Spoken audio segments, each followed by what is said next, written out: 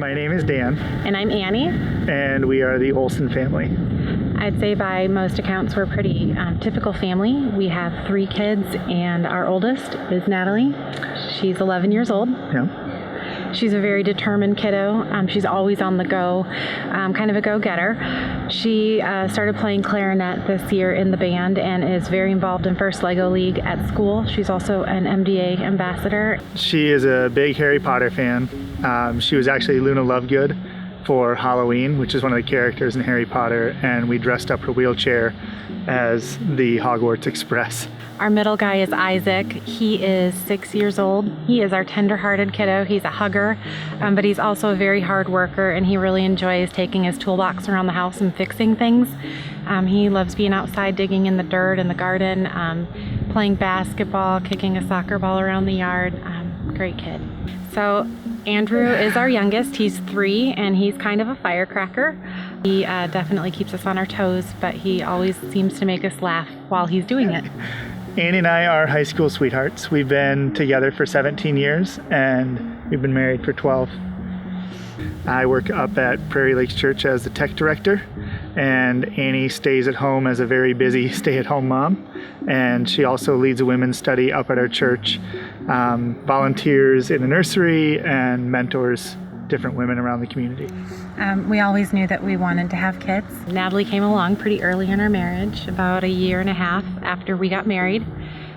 She hit most of her milestones when she was a baby, but around 18 months we noticed that she was still her walk was just a little bit off. After seeing several specialists, Natalie was diagnosed with spinal muscular atrophy. It's a neurodegenerative and genetic disorder.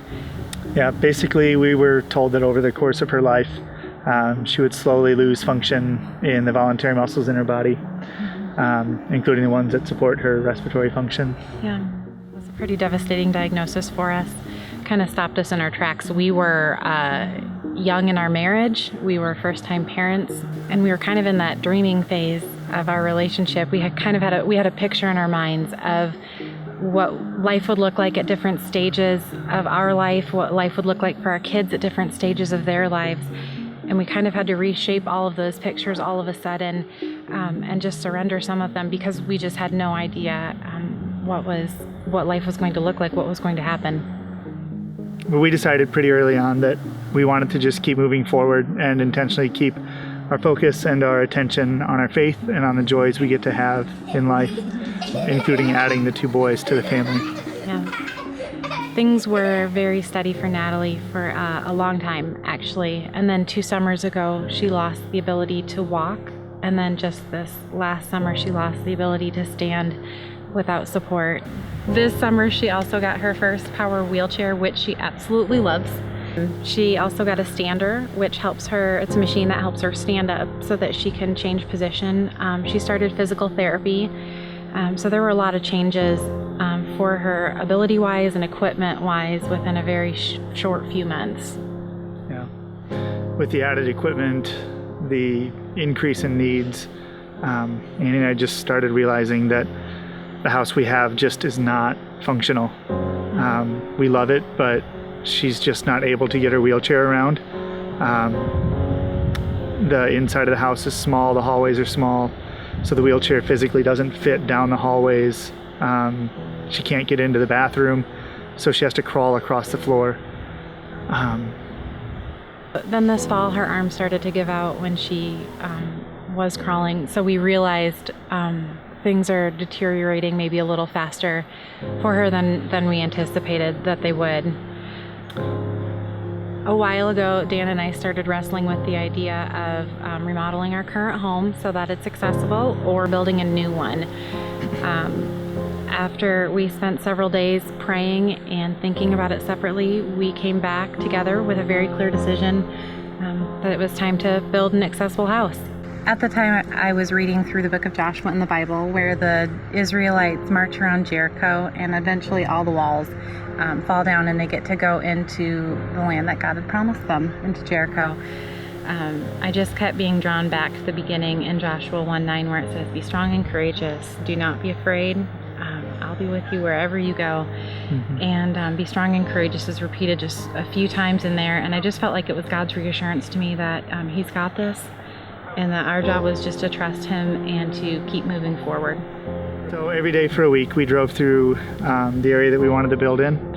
After that, we just started to see walls starting to come down in all directions. A guy at Panther Builders got in contact with us, and another friend who's a real estate agent, a friend of Annie's, started helping us navigate through that process.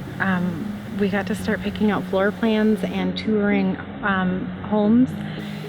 We ended up picking out the lot that we wanted to build on, and we really started to just dream about what it might be like to actually have an accessible home. I think once the reality set in that like this might actually happen, we might actually build an accessible home for our daughter. Once that settled in, I feel like it started to give us some hope. Again, Natalie would be able to get her wheelchair in and out of her bedroom and in and out of the bathroom without having to do things like crawl across the floor in order to get there. She'd be independent in her own home, just like every other 11-year-old out there. And our plans to go out wouldn't get canceled by something like rain or snow, because we'd be able to get loaded up in the garage into our van. For our boys, it means that they can just play and they don't have to push their stuff. Like Dan said, they don't have to push their stuff out of the way, because 5 Legos can block an entire wheelchair from getting through a house. It's pretty incredible.